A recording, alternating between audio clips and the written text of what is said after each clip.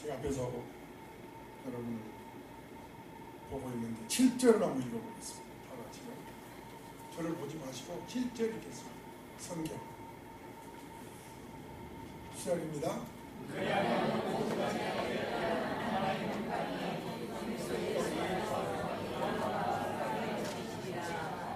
오늘은 평강의 비결이라는 주제입니다. 설교 듣고 여러분 모두가 평강할지어다. 사람이 할 수 있는 일 중에서 어떤 일이 제일 힘들까요?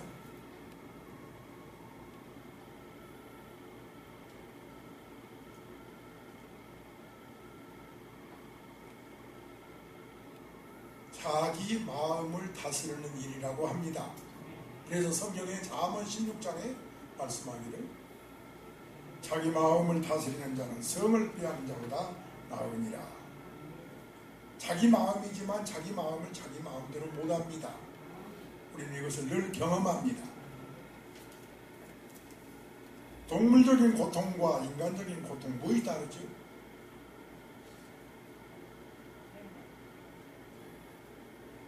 동물도 생각하나요?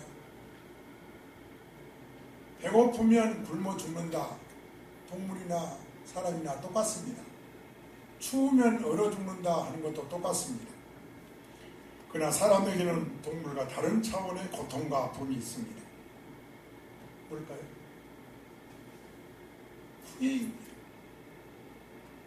할 수 없는 일을 못하는 것 후회하지 않습니다. 그러나 할 수 있는 일을 안 하게 되면 나중에 후회합니다. 저도 이 교회를 처음에 왔을 때 저 옆 건물 조그만 연립이 있었는데 지금은 연립 조그만 삼성 뭐죠? 연립인가요? 저거 짓기 전에 조그만 연립이 있었는데 그게 굉장히 쌌었어요. 은행에 융자 좀 받으면 살 수가 있었는데 그것을 사지 못한 것을 저도 늘 아픔으로 남아있습니다. 그러나 여러분 후회하지 맙시다. 후회의 고통은 절망만 가져오고 그리고 이 절망은 자기 학대로 이어지기 때문에 절대로 후회는 하지 맙시다.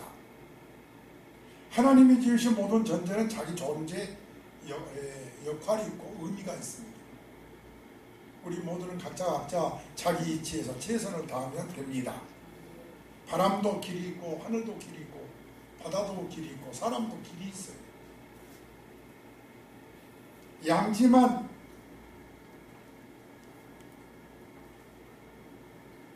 좋은 것이 아니고 음지도 좋은 것입니다.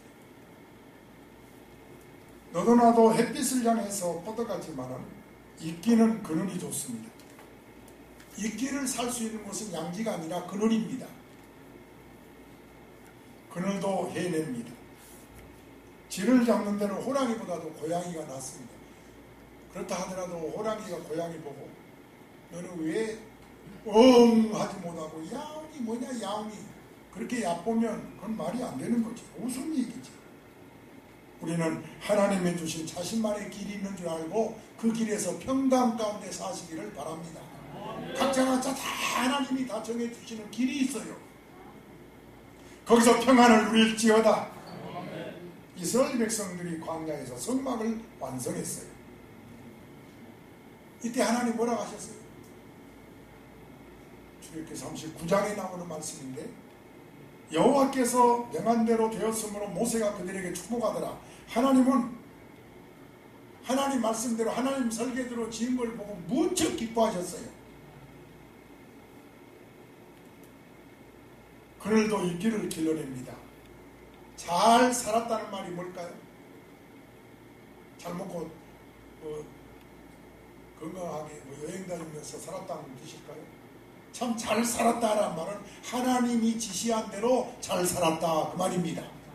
하나님의 설계대로 살았다. 하나님의 뜻대로 살았다. 여러분 지금의 삶에 후회하지 마세요. 또 절망도 하지 마세요. 지금 여러분의 각자 그 길이 후회도 하지 말고 평강 가운데 사시면 축복입니다. 심리적 차원에서 사람은 세 가지 유형이 있다고 하죠. 제가 설교할 때 자주 하는 말입니다만 감정 주도적인 사람, 지식 주도적인 사람, 의지 주도적인 사람, 이 셋 중에 하나입니다. 감정 주도적인 사람을 음식으로 예를 들어보면 음식보다도 음식을 가져온 사람이 얼굴을 보는 거죠. 웃는지 찡그리는지. 음식은 관심이 없어요. 웃음이 있는지 기분이 좋은지 안 좋은지 거기에 따라서 음식 맛이 좌우됩니다. 까다롭습니다. 분위기가 뭐 어떻다고. 강아지라는 것은 그냥 음식만 주고 되면 사람이 왔다 갔다 상관없이 그것만 열심히 먹는데, 사람은 음식을 앞에 놓고도 몇 마디 잔소리만 들어도 나 안 먹어. 이게 뭡니까? 뭐가 주도하는 거예요? 감정이 주도하는 사람이에요. 그런 사람 많습니다. 지식 주도적인 사람이 있습니다. 분위기가 어떠냐, 뭐 식탁이 어떠냐, 누가 주느냐 별로 신경 쓰지 않습니다. 영양가가 있느냐 없느냐. 염소 요리가 참 좋다는데 고기 먹는 맛도 있지만은 아무리 먹어도 살도 안 찌고 다이어트가 되고 단백질도 굉장히 많다는데 가게가 크면 어떻고 안 되고 염소 요리만 잘 먹으면 되지. 이건 뭘 주도하는 거예요? 지식이 주도하는 거예요. 또 의지적인 사람, 음식 맛이야 있든 없든 분위기야 있든 없든 영양가 따위 관심도 없고 살기 위해서 먹어야 되고 일하기 위해서 먹어야 되고, 음식이 좋으면 좋은 대로 나쁘면 나쁜 대로 의지적으로 입맛이 있든 없든 오늘 하루를 위해서 아침 제가 그런 스타일이다 꼭 먹습니다. 뭘로서로? 의지로.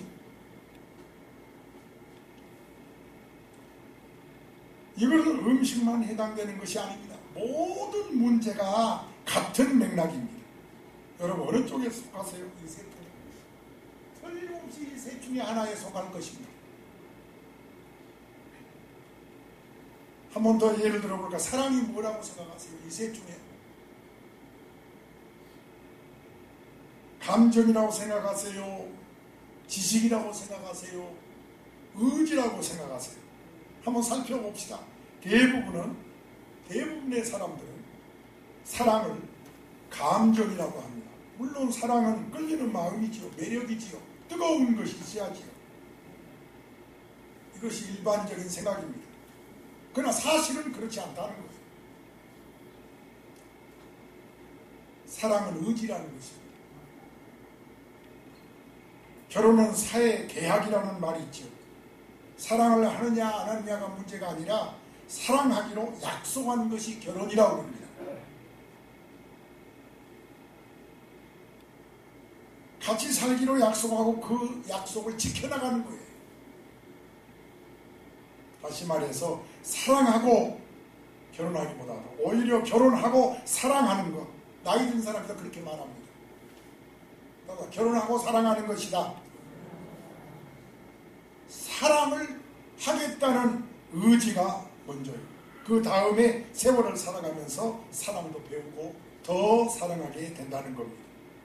미운정, 고운정이 다 들어가며 살다 보니까 서로에게 좋은 사람이 되는 거지. 만약에 기분대로 살았다면, 감정적으로 살았다면 몇 번이고 사고치고 이혼했다는 거예요. 이래서 사람이 감정으로만 또 지식적으로 합리적으로 판단하고만 사는 것이 아니라 사람의 인생은 의지적으로 살아야 된다는 거예요. 여러분 오늘 말씀이 잘 이해가 되기를 바랍니다. 왜냐하면 평강의 비결은 첫째, 의지 주도적인 사람에게 온다는 거예요. 여러분 평강하기를 원하십니까? 그럼 오늘부터 감정 주도적으로 살지 말고 합리적으로 지식적으로 살지 말고 의지적으로 살아보시기를 바랍니다. 나는 그것을 할 수 있다. 왜냐하면 내가 그것을 해야 하니까. 뭐가 주도하는 거죠? 의지지요. 이 말은 임마누엘 칸트가 하는 유명한 말입니다. 한번 해볼까요? 나는 할 수 있다. 왜요? 내가 그 일을 해야 하니까.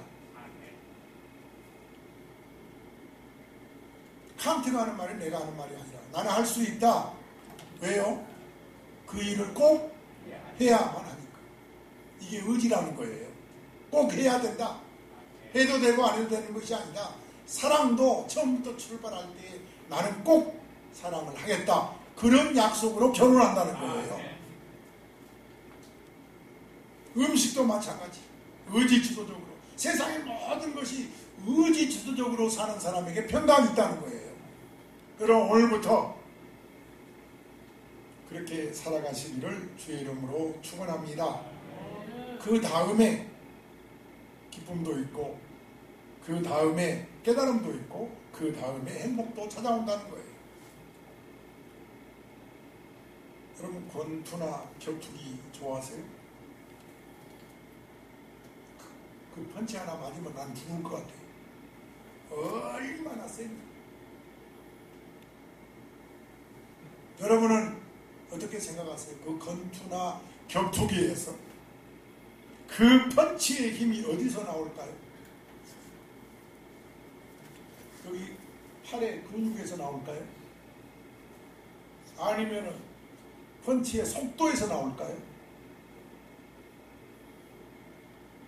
겉으로 볼 때는 근육이 크고 펀치의 속도가 빠르고 그러면 이길 것 같은데 가만히 권투 격투기를 보면은 그게 아닙니다. 그 사람들 다 져요. 그러면 어디에 있느냐? 바로 디딤발에 다리를 딱 디디는 그 디딤발에서 그 힘이 펀치의 힘이 나온다는 거예요.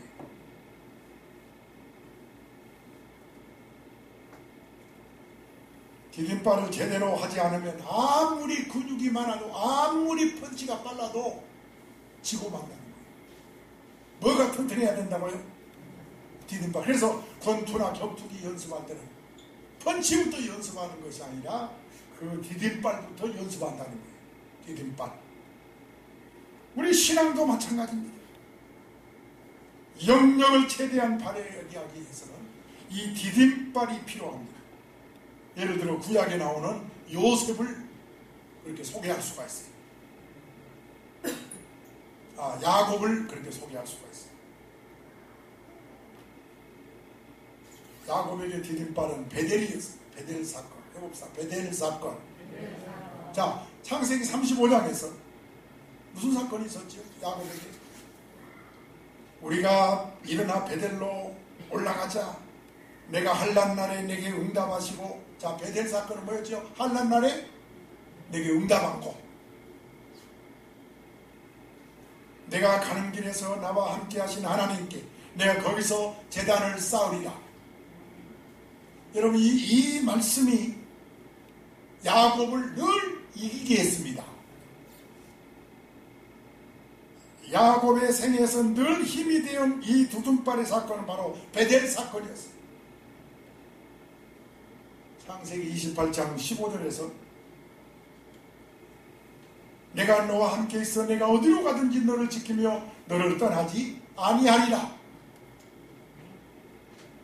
28장 18절 19절에서 야곱이 아침에 일찍 일어나 베개로 삼았던 돌을 가져다가 기둥으로 세우고 그 위에 기름을 붓고 그곳 이름을 뭐지라고 했어요? 베델이라고 했다. 그래서 주일날 설교를 들을 때도 은혜 받은 성도 이렇게 앞에서 제가 보면은 성경을 확실히 아는 분들이 은혜를 받습니다. 여러분도 성경 내용을 좀 알고 말씀에 은혜 받으시기를 바랍니다. 야곱은 삼촌 라반의 집에서 머슴살이 합니다. 이 베델 사건이 그의 디딤발이 된 거예요. 그 20년을 참고 견디게 하는 사건이 베델 사건이었어요. 그래서 의지로 참는 거예요. 할렐루야. 권투 선수가 그 격투기 선수가 그 디딤발로 의지를 하고 싸우는 거죠. 디나의 사건도 아시죠? 그때도 베델로 올라감으로 위기를 면하게 됩니다. 야곱의 생애를 보면은 그에게 베델 사건은 디딤발이었어요. 오늘 우리에게도 다 이런 체험이 있는 줄로 믿습니다. 이걸 베델 사건의 은혜의 체험이라고 하는 겁니다. 그래서 의지로 이 베델을 디딤발로 사는 성도는 주일날이 돌아오면 어디서 뭘 하다가도 의지로 오는 거예요. 의지로. 비가 오나 눈이 오나 몸이 아파도 의지로 이 재단에 올 때에 바로 그 사람에게 평강이 임한다는 거예요. 바로 그 사람에게 일어설 수가 있고 그 사람에게 승리의 펀치를 날릴 수가 있다는 겁니다. 악한 마귀를 향해서 한 번 휘두르면 마귀가 펑 하고 떨어진다는 거예요. 그런 영역이 우리 초대교회 성도들에게 있을지어다. 맨날 마귀한테 얻어 터져서 가지고 살아야 되겠어요. 여러분, 뭐가 우선이냐 하는 거죠. 뭐가 주도하느냐. 아까 말했습니다. 감정이 주도하느냐, 지식이 주도하느냐, 의지가 주도하느냐, 셋 중에 하나입니다. 여러분은 뭐가 여러분의 삶을 주도해 갑니까? 일하고 싶어서 일하는 사람 몇 명이나 돼요? 공부하고 싶어서 공부한 사람 몇 명이나 됩니까? 일찍 일어나고 싶어서 일어난 사람 몇 명 되겠어요? 의지로 공부하고 의지로 일하고 의지로 일어나는 거예요. 맞으면 아멘. 의지로. 예배당도 어떤 때는 의지로 오는 거예요. 아, 오늘 나 기분이 교회 갈 기분이 안 나. 그건 아직도 그의 감정이 주도하고 있는 거예요. 여러분은 베델 사건이 디딤발이 돼야 됩니다. 야곱처럼. 그것이 라반의 집에서 인내하게 하고 그 믿음이 야곱을 축복을 받게 한 겁니다. 아직도 야만적으로 사는 사람이 참 많아요. 감정 주도적으로 사는 사람 보세요. 한 번 기분이 뒤틀리면 눈에 보이는 게 없잖아요. 대부분 감정 주도자들이 집에서 부부싸움 할 때도 막 던지고 깨뜨리고 막 소리 지르고 이 감정, 자기 마음을, 자기 감정을 자기가 주도를 못하는 거예요. 다스리지를 못하는 거예요. 제일 야만인 거예요. 야만. 한 번은 여의도에 언제 제가 갔을 때로 기억이 나는데 빌딩을 타는데 어떤 사람이 훅 하고 엘리베이터 탁 타더니 방문을 빡 뛰는 거예요. 내가 타 있는데도 덜 미안하지도 않은 거예요. 그런데도 덜 미안하다고 마치 나도 가스가 나게 팍 끼었지.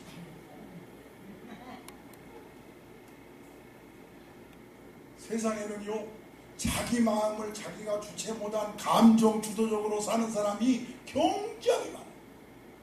거기서 실수합니다. 거기서 살인을 하고 거기서 후회하는 일을 많이 합니다. 그런가 하면 매사 이치 따진 사람이죠. 지식적으로 사는, 지식이 주도하는 거예요. 합리적으로 자꾸 계산을 하는 거예요. 이런 사람들은 용기가 없어요. 결단력이 없습니다. 항상 계산만 하고 있으니까 대부분 이런 분들이 실업자가 많습니다. 오늘 예배 참석한 여러분, 나는 간절히 기도합니다. 여러분에게 남은 여생은 평강이 있기를 바랍니다. 오늘 평강의 비결이라는 주제로 말씀을 전하고 있습니다.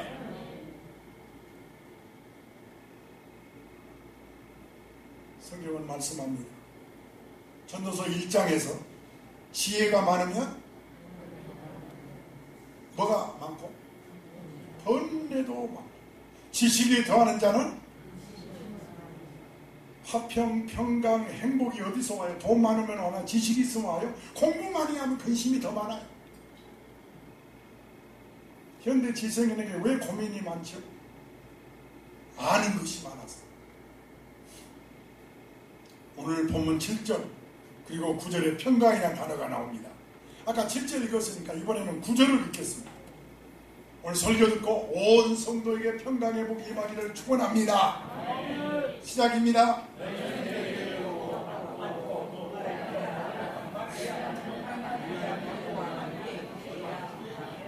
이스라엘 사람들은 어떻게 인사한다고요? 같이 한번 해봅시다. 샬롬의 뜻이 뭐라고요? 평강이라는 말. 구약의 30 350회가 나옵니다. 굉장히 많이 나오죠. 대단히 중요한 단어입니다. 그래서 사도 바울도 예배 갈라디아 1장에서 빨간 글씨만 뭐가 있기를 원하노라. 빌립보에서도 뭐가 있기 원하노라. 빌립보서 다음에 있는 에베소 다음에 있는 빌립보서에서도 마찬가지 뭐가 있기를 원하노라. 골로새에서도 똑같은 얘기 인사를 합니다. 뭐가 있기 원하노라. 평강이 있기를 원하노라. 이 구원과 자유와 번영과 건강 그리고 화목 그리고 행복 이걸 종합할 때 평강이라고 합니다. 그래서 샬롬이란 말은 모든 종합적인 것을 종합적인 복을 일컬어 물질적인 것 영적인 것 다 포함해서 평강이라고 한다는 것을 여러분 아시기를 바랍니다. 복합적인 복이에요. 그래서 바울 사도는 늘 먼저 강당에서 늘 주의 이름으로 여러분에게 평안을 비는 거예요. 어느 계모임, 어느 단체, 어디에 결혼식, 아니 어떤 모임에 가도 평강을 기원하는 것은 없어요. 왜? 평강은 하나님만 주시니까요. 오늘 여러분에게 그런 은혜가 있기를 축원합니다. 자, 4절 보세요. 항상 기뻐하라. 시작이요.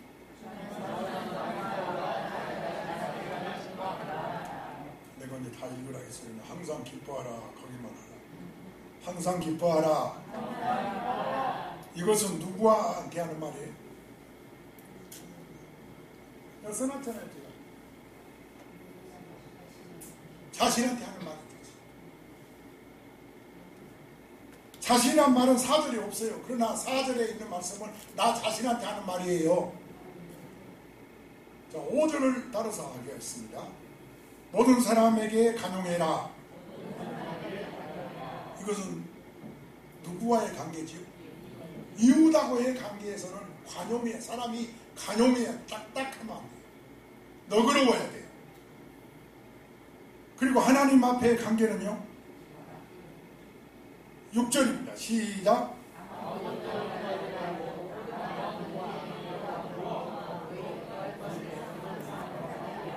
그래서 자신과의 관계는 기뻐하고 이웃과의 관계는 간용하고 하나님 앞에서는 기도하고 그리고 모든 사람 앞에서는 8절에 말한 대로 진실해야 됩니다. 그리고 자유의 관계를 누려야 그래야 평강이 있습니다. 아무리 내 자신이 기쁘고 이웃과 관계가 간용을 내가 베풀어도 누군가가 나를 나쁜 놈 그러면 나는 평안하지 않습니다. 그래서 8절이 중요한 거예요. 여러분 모든 사람과 관계 시어머니, 시아버지, 언니, 누나 누구하고도 여러분 관계가 평안해야 돼요. 그런 복이 임할지어다. 그런데 중요한 것은 바로 기도입니다. 6절에 뭐라 했어요? 너희 구할 것은 감사함으로 하나님께 아뢰라 그랬어요. 아무것도 뭐하지 말고. 여러분 이 말 들어보셨어요?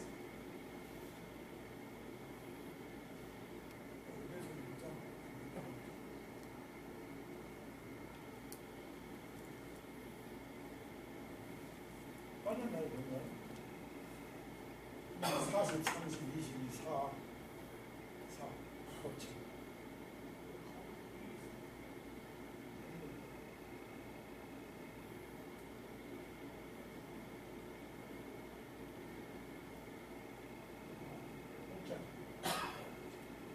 중요한 건데 빠졌나?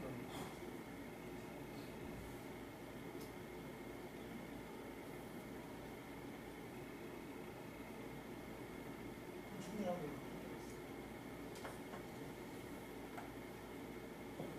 저를 따라서 해볼까요? 40, 30, 22, 4, 4 법칙. 시작. 개표로 혼자 하면 시작. 34. 아이고, 저러니까 다 틀렸지. 서로 인사합시다. 설교는 집중해 들으세요. 다시 말씀합니다. 40, 30, 22, 4, 4 법칙. 이제 알았죠? 장로님. 또 30이요. 김복순 집사. 시작.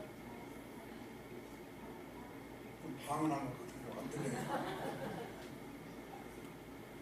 주순덕 권사님 시켜보라고요. 40, 30, 22, 4, 4 법칙. 시작. 40, 30, 22, 4, 4. 왜 이걸 왜 빼놨지? 그 내용이 딱 나와야 되는데. 확인해봐요. 이렇게 앉아있죠. 지금이라도 띄워요. 우리 기독교인들은 이 법칙을 좀 알고 살라고 여론조사, 사람들이 조사를 했더니 처음에 뭐라 했죠? 40, 30, 22, 4 법칙이라고 했어요. 그런데 모든 사람을 기독교 기관에서 조사를 했더니 모든 사람의 염려와 지금 나오는 걱정이 40%가 도저히 할 수 없는 일을 걱정하고 있더라고요.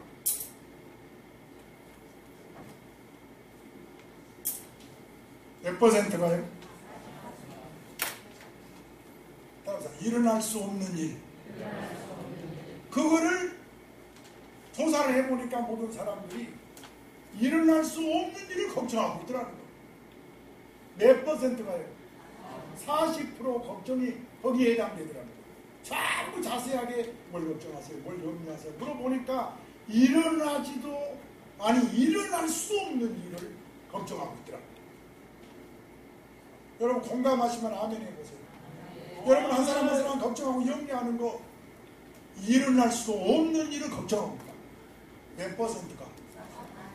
40% 염려 걱정. 그 다음에 30이었죠? 30은 이미 일어난 과거의 일을 걱정하고 있더라고요. 이미 지나갔어요. 이미 일어난 일. 그리고 22지요. 22%는 무슨 일을 걱정하고 있느냐? 별것도 아닌 것을 걱정하고 있더라는 거예요. 처음에는 뭐라겠지요? 40%는 일어날 수 없는 일, 30%는 이미 일어난 과거, 22%는 별것도 아닌 것, 그리고 4%는 하나님의 손에 있는 것. 알았죠? 우리 인간이 어떻게 할 수가 없어. 누구 손에 있어요? 하나님의 손에. 이걸 다 더하니까 96%예요. 결국 96%는 우리 인간이 어찌할 수 없는 것을 염려하고 있더라는 거예요. 그래서 오늘 성경에 6절에 아무것도 염려하지 말고 그랬죠? 아무것도 염려하지 말고 다만 모든 일에 너희 강구와 구할 것을 감사함으로 하나님께 아뢰라. 96%는 온전히 하나님께 맡기라는 거예요.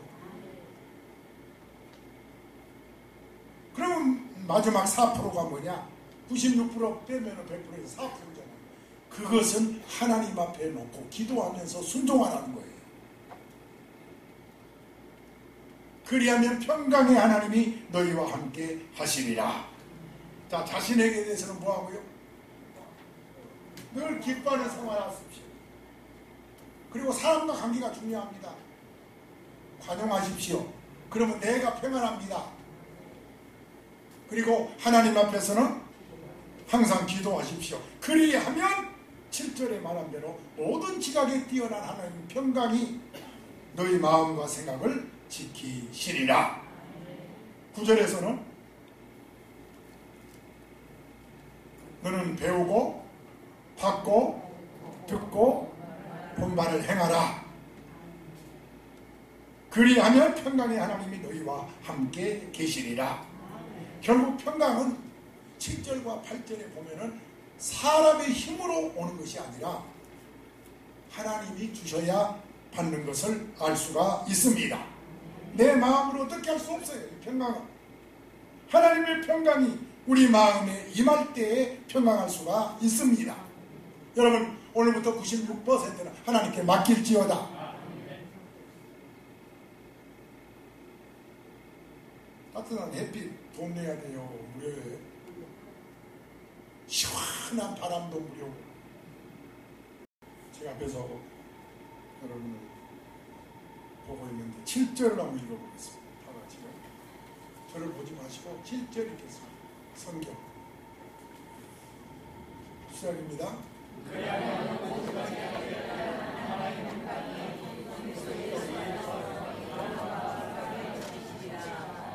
오늘은 평강의 비결이라는 주제입니다. 오늘 설교 듣고 여러분 모두가 평강할지어다. 사람이 할 수 있는 일 중에서 어떤 일이 제일 힘들까요?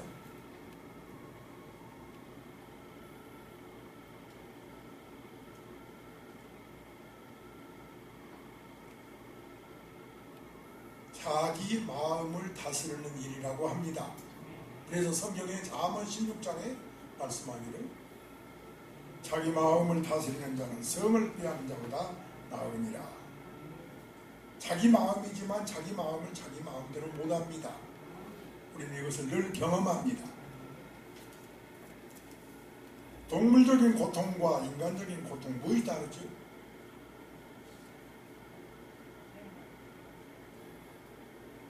동물도 생각하나요? 배고프면 굶어 죽는다. 동물이나 사람이나 똑같습니다. 추우면 얼어 죽는다 하는 것도 똑같습니다. 그러나 사람에게는 동물과 다른 차원의 고통과 아픔이 있습니다. 뭘까요? 후회입니다. 할 수 없는 일을 못하는 것 후회하지 않습니다. 그러나 할 수 있는 일을 안 하게 되면 나중에 후회합니다. 저도 이 교회를 처음에 왔을 때 저 옆 건물 조그만 연립이 있었는데 지금은 연립 조그만 삼선 뭐죠? 연립인가요? 저거 짓기 전에 조그만 연립이 있었는데 그게 굉장히 쌌었어요. 은행에 융자 좀 받으면 살 수가 있었는데 그것을 사지 못한 것을 저도 늘 아픔으로 남아있습니다. 그러나 여러분 후회하지 맙시다. 후회의 고통은 절망만 가져오고 그리고 이 절망은 자기 학대로 이어지기 때문에 절대로 후회는 하지 맙시다. 하나님이 지으신 모든 존재는 자기 존재 역할이 있고 의미가 있습니다. 우리 모두는 각자 자기 이치에서 최선을 다하면 됩니다. 바람도 길이 있고 하늘도 길이 있고 바다도 길이 있고 사람도 길이 있어요. 양지만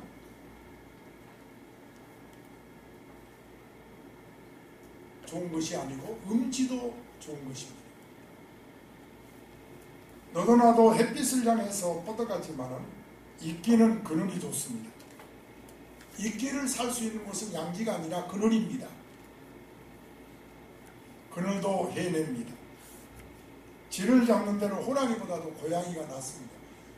그렇다 하더라도 호랑이가 고양이 보고 너는 왜 하지 못하고 야옹이 뭐냐 야옹이 그렇게 얕보면 그건 말이 안 되는 거지. 웃음 얘기지.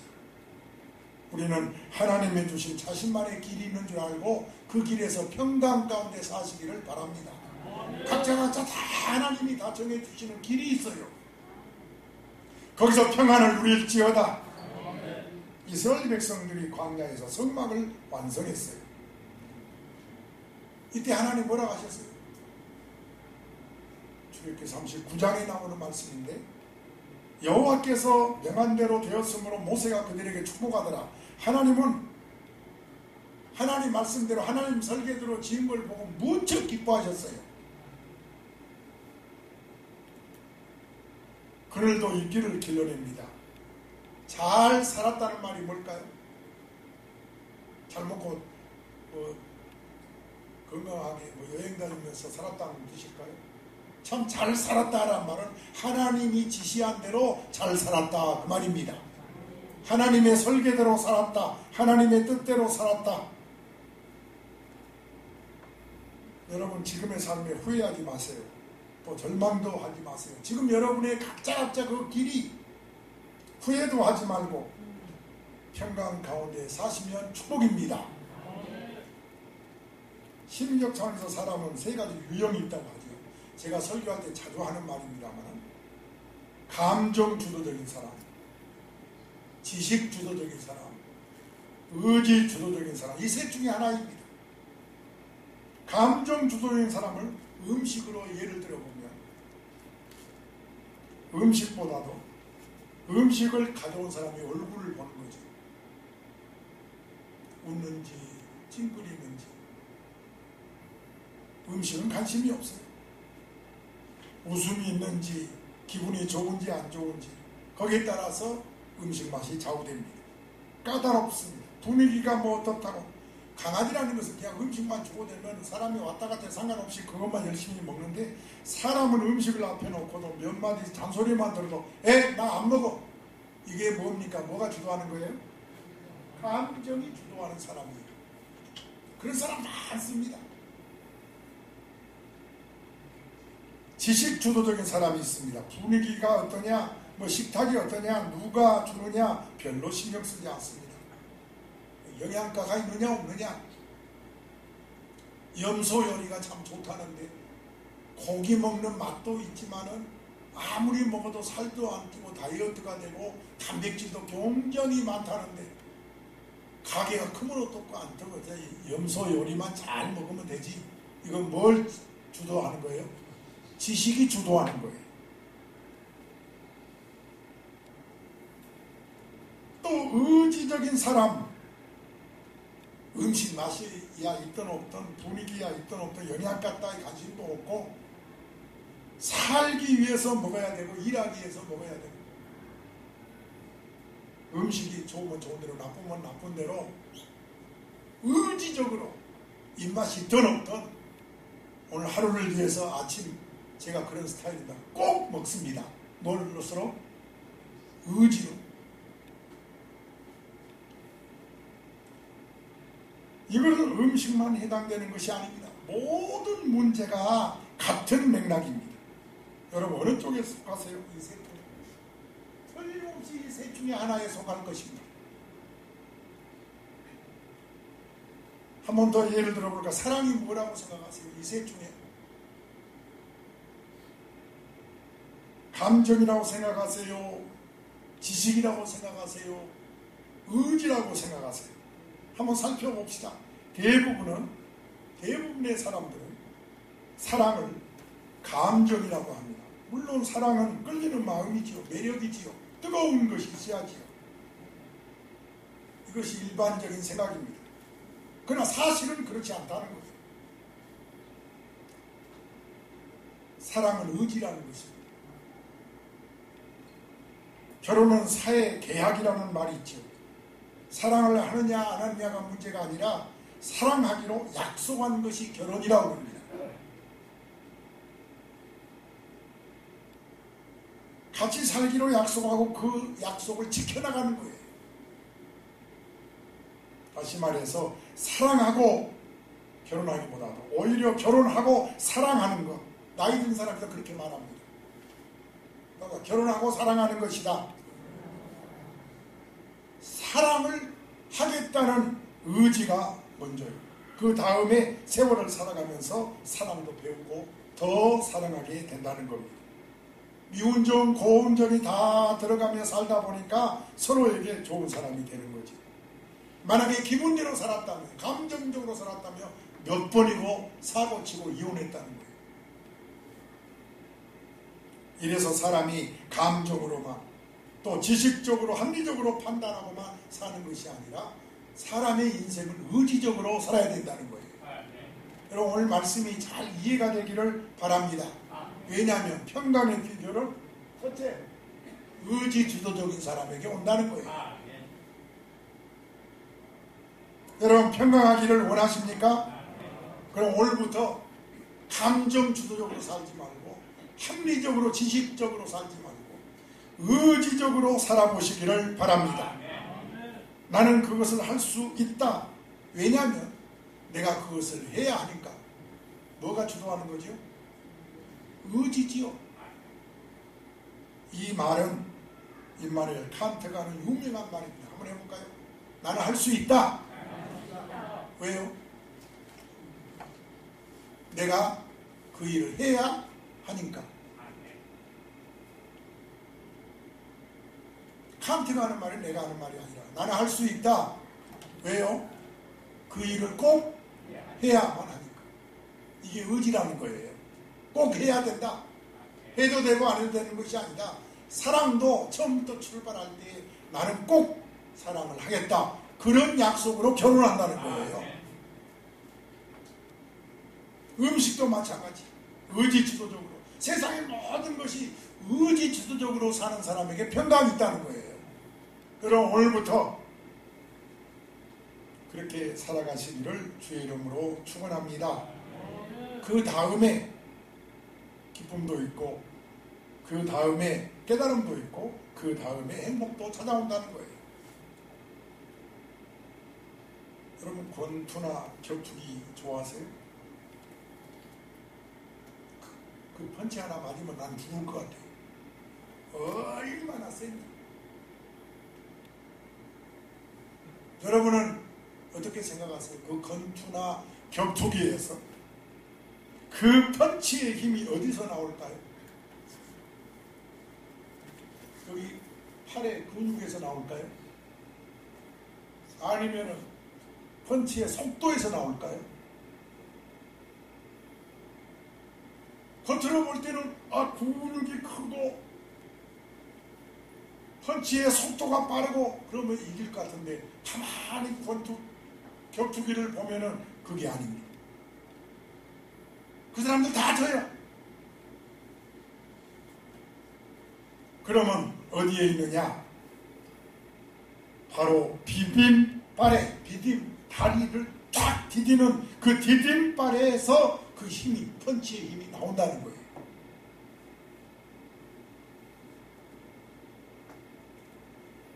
디딤발을 제대로 하지 않으면 아무리 근육이 많아도 아무리 펀치가 빨라도 지고 만다는 거예요. 뭐가 튼튼해야 된다고요? 디딤발. 그래서 권투나 격투기 연습할 때는 펀치부터 연습하는 것이 아니라 그 디딤발부터 연습한다는 거예요. 디딤발. 우리 신앙도 마찬가지입니다. 영역을 최대한 발휘하기 위해서는 이 디딤발이 필요합니다. 예를 들어 구약에 나오는 요셉을 그렇게 소개할 수가 있어요. 야곱을 그렇게 소개할 수가 있어요. 야곱에게 디딤발은 베델이었어요. 베델 사건. 해봅시다. 베델 사건. 자, 창세기 35장에서 무슨 사건이 있었죠? 야곱에게. 우리가 일어나 베델로 올라가자. 내가 환난 날에 내게 응답하시고. 자, 베델 사건은 뭐였죠? 환난 날에 내게 응답하고. 내가 가는 길에서 나와 함께 하신 하나님께 내가 거기서 제단을 쌓으리라. 여러분 이 말씀이 야곱을 늘 이기게 했습니다. 야곱의 생애에서 늘 힘이 되온 이 두둔발의 사건은 바로 베델 사건이었어요. 창세기 28장 15절에서 내가 너와 함께 있어 내가 어디로 가든지 너를 지키며 너를 떠나지 아니하리라. 28장 18절 19절에서 야곱이 아침에 일찍 일어나 베개로 삼았던 돌을 가져다가 기둥으로 세우고 그 위에 기름을 붓고 그곳 이름을 뭐지라고 했어요? 베델이라고 했다. 그래서 주일날 설교를 들을 때도 은혜 받은 성도 이렇게 앞에서 제가 보면은 성경을 확실히 아는 분들이 은혜를 받습니다. 여러분도 성경 내용을 좀 알고 말씀에 은혜 받으시기를 바랍니다. 야곱은 삼촌 라반의 집에서 머슴살이 합니다. 이 베델 사건이 그의 디딤발이 된 거예요. 그 20년을 참고 견디게 하는 사건이 베델 사건이었어요. 그래서 의지로 참는 거예요. 할렐루야. 권투 선수가 그 격투기 선수가 그 디딤발로 의지를 하고 싸우는 거죠. 디나의 사건도 아시죠? 그때도 베델로 올라감으로 위기를 면하게 됩니다. 야곱의 생애를 보면은 그에게 베델 사건은 디딤발이었어요. 오늘 우리에게도 다 이런 체험이 있는 줄로 믿습니다. 이걸 베델 사건의 은혜의 체험이라고 하는 겁니다. 그래서 의지로 이 베델을 디딤발로 사는 성도는 주일날이 돌아오면 어디서 뭘 하다가도 의지로 오는 거예요. 의지로. 비가 오나 눈이 오나 몸이 아파도 의지로 이 재단에 올 때에 바로 그 사람에게 평강이 임한다는 거예요. 바로 그 사람에게 일어설 수가 있고 그 사람에게 승리의 펀치를 날릴 수가 있다는 겁니다. 악한 마귀를 향해서 한 번 휘두르면 마귀가 펑 하고 떨어진다는 거예요. 그런 영역이 우리 초대교회 성도들에게 있을지어다. 맨날 마귀한테 얻어 터져서 가지고 살아야 되겠어요. 여러분, 뭐가 우선이냐 하는 거죠. 뭐가 주도하느냐. 아까 말했습니다. 감정이 주도하느냐, 지식이 주도하느냐, 의지가 주도하느냐, 셋 중에 하나입니다. 여러분은 뭐가 여러분의 삶을 주도해 갑니까? 일하고 싶어서 일한 사람 몇 명이나 돼요? 공부하고 싶어서 공부한 사람 몇 명이나 됩니까? 일찍 일어나고 싶어서 일어난 사람 몇 명 되겠어요? 의지로 공부하고 의지로 일하고 의지로 일어나는 거예요. 맞으면 아멘. 의지로. 예배당도 어떤 때는 의지로 오는 거예요. 아, 오늘 나 기분이 교회 갈 기분이 안 나. 그건 아직도 그의 감정이 주도하고 있는 거예요. 여러분은 베델 사건이 디딤발이 돼야 됩니다. 야곱처럼. 그것이 라반의 집에서 인내하게 하고 그 믿음이 야곱을 축복을 받게 한 겁니다. 아직도 야만적으로 사는 사람이 참 많아요. 감정 주도적으로 사는 사람 보세요. 한 번 기분이 뒤틀리면 눈에 보이는 게 없잖아요. 대부분 감정 주도적으로 집에서 부부싸움 할 때도 막 던지고 깨뜨리고 막 소리 지르고 이 감정, 자기 마음을, 자기 감정을 자기가 주도를 못하는 거예요. 다스리지를 못하는 거예요. 제일 야만인 거예요. 야만. 한 번은 여의도에 언제 제가 갔을 때로 기억이 나요. 빌딩을 타는데 어떤 사람이 쑥쑥 하고 엘리베이터 탁 타더니 방구를 빡 끼는 거예요. 내가 타 있는데도 덜 미안하지도 않는 거예요. 그런데도 덜 미안하다고 마치 나도 가스가 나게 팍 끼었지.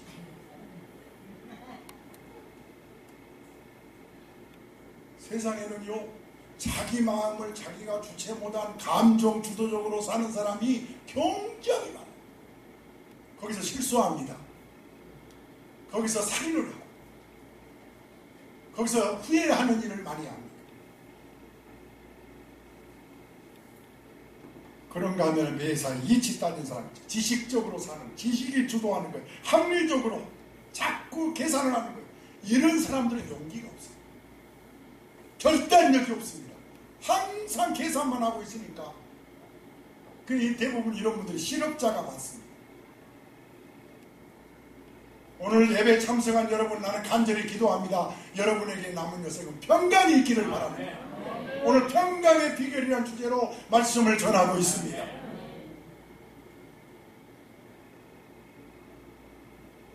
성경은 말씀합니다.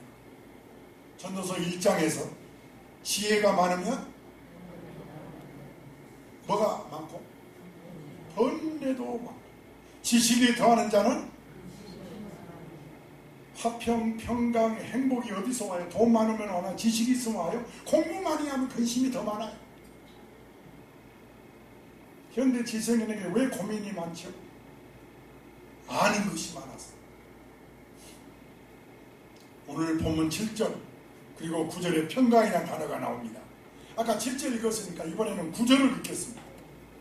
오늘 설교 듣고 온 성도에게 평강의 복이 임하기를 축원합니다. 시작입니다.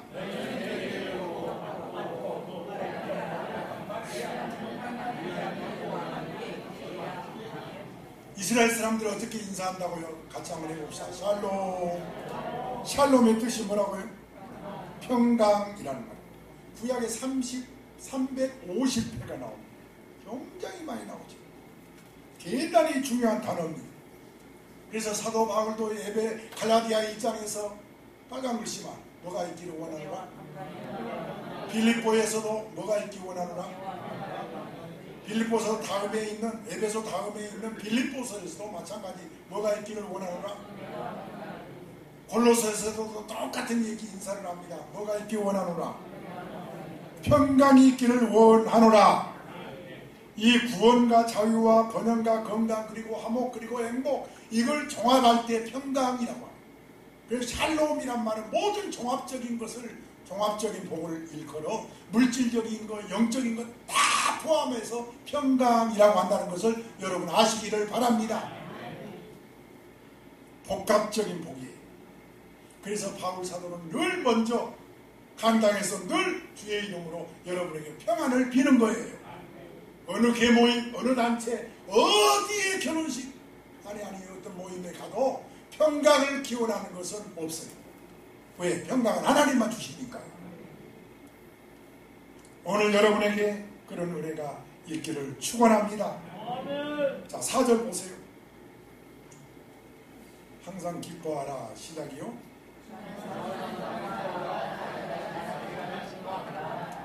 내가 이제 다 읽으라 했으니 항상 기뻐하라. 거기만 하라. 항상 기뻐하라. 이것은 누구한테 하는 말이에요? 써놨잖아요. 제가. 자신한테 하는 말이죠. 자신이란 말은 4절에 없어요. 그러나 4절에 있는 말씀은 나 자신한테 하는 말이에요. 자, 5절을 따라서 하겠습니다.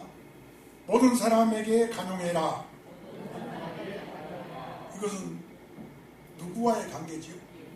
이웃하고의 관계에서는 관용해. 사람이 관용해야 딱딱하면 안 돼요. 너그러워야 돼요. 그리고 하나님 앞의 관계는요. 6절입니다. 시작.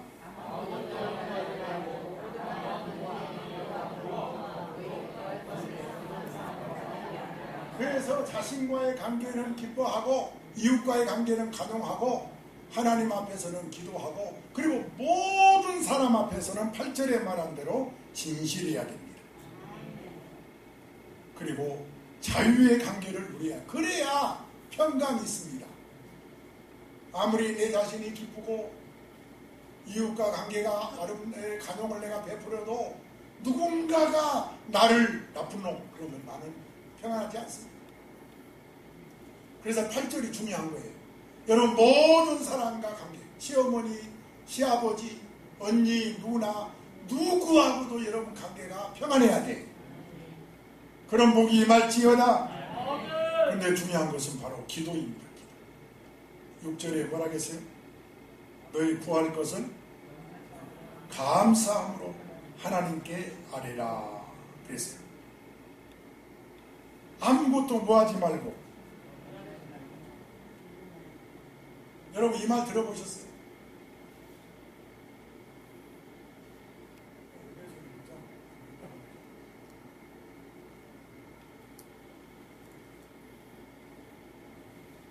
빠졌나요? 40, 30, 22, 4 그렇지.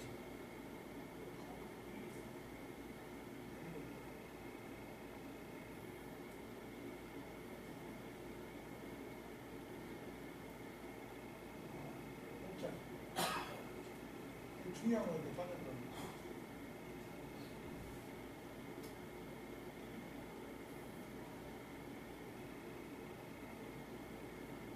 중요한 거.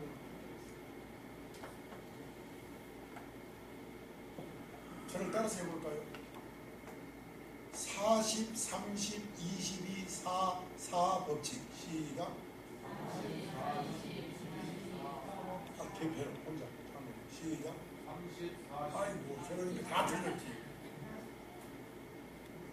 서로 인사합시다. 설교는 집중해 들으세요. 다시 말씀합니다. 40, 30, 22, 4 사법칙. 이제 알았죠? 장모님. 또 30이요. 임목순 집사. 시작. 방언한 것 같은데 안 들려요. 주순덕 권사님 시켜보라고요. 40, 30, 22, 4, 4 법칙. 시작.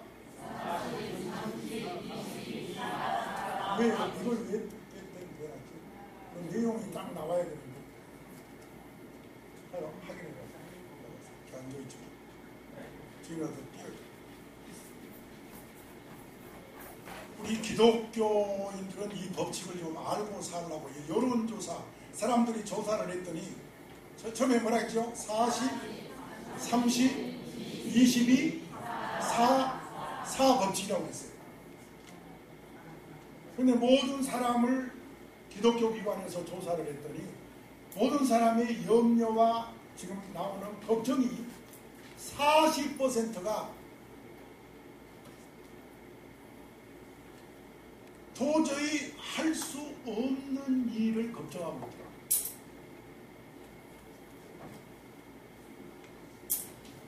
몇 퍼센트가요?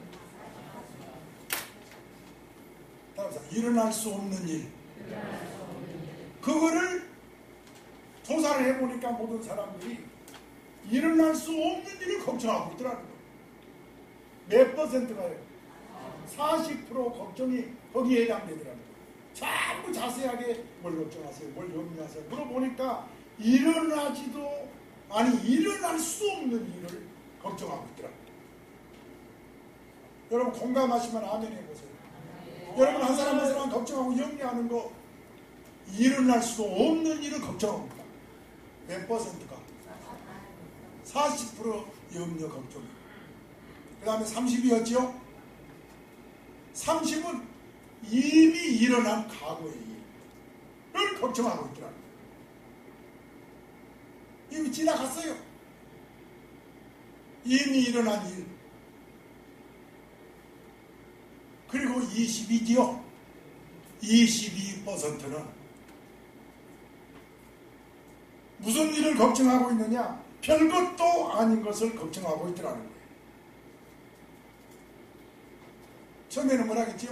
40%는 일어날 수 없는 일, 30%는 이미 일어난 과거, 22%는 별것도 아닌 것, 그리고 4%는 하나님의 손에 있는 것. 알았죠? 우리 인간이 어떻게 할 수가 없어. 누구 손에 있어요? 하나님의 손에. 이걸 다 더하니까 96%예요. 결국 96%는 우리 인간이 어찌할 수 없는 것을 염려하고 있더라는 거예요. 그래서 오늘 성경에 6절에 아무것도 염려하지 말고 그랬지요? 그래서 아무것도 염려하지 말고 다만 모든 일에 너희 강구와 구할 것을 감사함으로 하나님께 아뢰라. 96%는 온전히 하나님께 맡기라는 거예요. 그러면 마지막 4%가 뭐냐? 96% 빼면 100%에서 4%잖아요. 그것은 하나님 앞에 놓고 기도하면서 순종하라는 거예요. 그리하면 평강의 하나님이 너희와 함께 하시리라. 자, 자신에게 대해서는 뭐하고요? 늘 기뻐하는 생활하십시오. 그리고 사람과 관계가 중요합니다. 관용하십시오.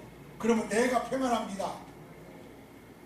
그리고 하나님 앞에서는 항상 기도하십시오. 그리하면 7절에 말한 대로 모든 지각에 뛰어난 하나님 평강이 너희 마음과 생각을 지키시리라. 9절에서는